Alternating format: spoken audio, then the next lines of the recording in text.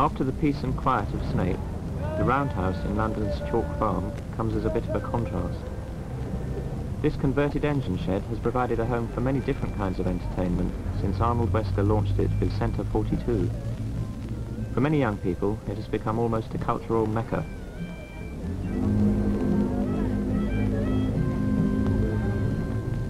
During the week, the Roundhouse has plays, ballets and concerts, some avant-garde, some classical. And on many Sundays, the Roundhouse has concerts of rock music. Today, the audience has come to see a continuous performance through the afternoon and evening by a number of groups. The last group to play will be the Edgar Broughton Band. One member of the audience waiting outside told me why he'd come. The band is something completely different than what I've heard before, and I just come along to listen to them for the first time. I've got a couple of their records, and I hope it's going to be a good performance. They're completely different. The whole style of music is something that's different than anybody else that I've heard. It's sort of living, and it grows on you. The more you hear it, the more you get into it. Are you expecting to get a lot more from the live performance than you have previously from their records? Oh yeah, because you've got the whole atmosphere around you. You're sort of sitting in the middle of it, and you react the way the people react around you. When you sit and listen to a stereo, it's sort of impassive. The only way you can get anything really is from a live performance of a group.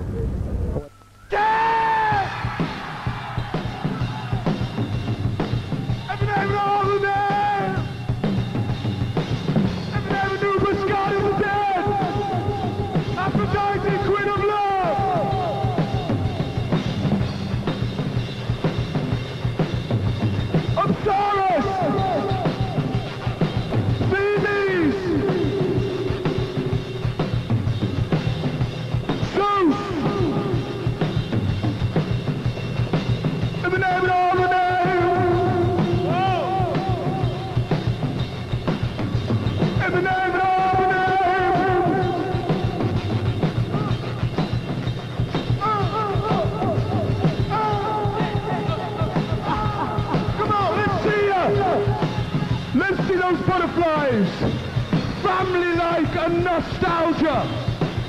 Come on, let's see those butterflies. Come on, up there. Woo. I want you all to do this with us now. Together.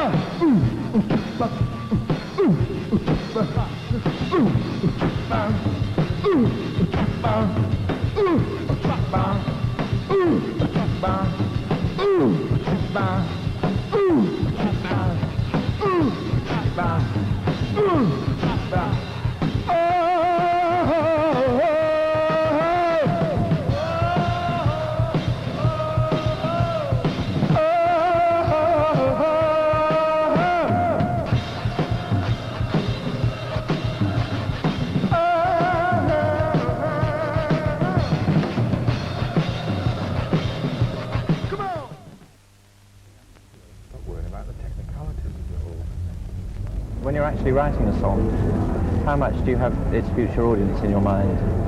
Sometimes we do write songs, like we wrote a song once called Freedom, which was a song about the situation on the campuses in America, and to a lesser extent in England too, in Britain too. And that was obviously written with the idea of involving the audience so that they would listen to the words more than perhaps dance around or whatever.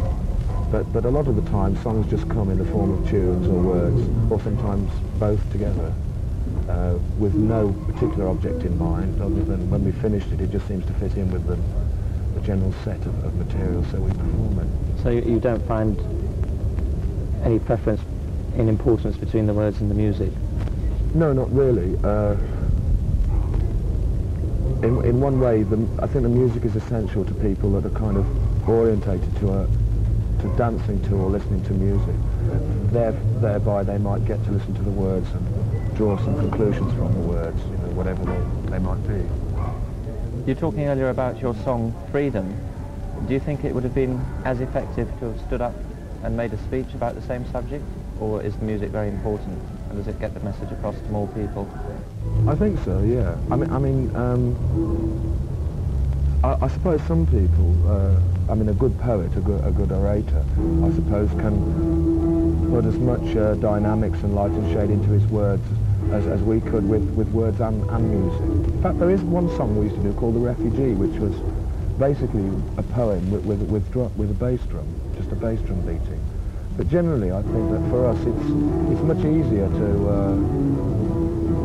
perform with music, and we're much more likely to get people to listen to what we have to say lyrically if there's music accompanying it. How important are live appearances for you? Because I know you depend a great deal on audience reaction and participation. Can you feel the way an audience is accepting the material? Yes, yeah, and also sometimes they can change how we feel. I mean, I was talking to you earlier about light and dark. I mean, sometimes we come upon a darker audience, I suppose, in terms of good, what one might call good vibrations or bad vibrations. Sometimes the whole audience might perhaps be influenced by a minority within it, and then they therefore influence the band. What do you think is your function as a musician in society? We have had lots of arguments in the past with different people who, I mean, some people claim that our first consideration should be that to entertain.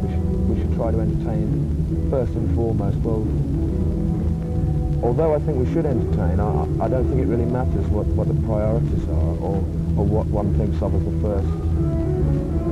first thing to try to achieve. I think it should be a sort of hot pot of all the ingredients that we can possibly put in.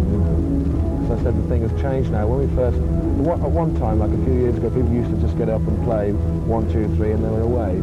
Now, I mean, we use lighting and sort of various effects, and the thing is becoming more theatrical. We do a little mime sequence, which I suppose that's beginning to explore the language of the body and movement, as well as, unlike the classical performer, also we can make our own announcements. We can stop if we like and talk about something for a minute or two. So there are lots of little parts of any performance which have to be learnt anyways. Lots of crafts in presenting one performance.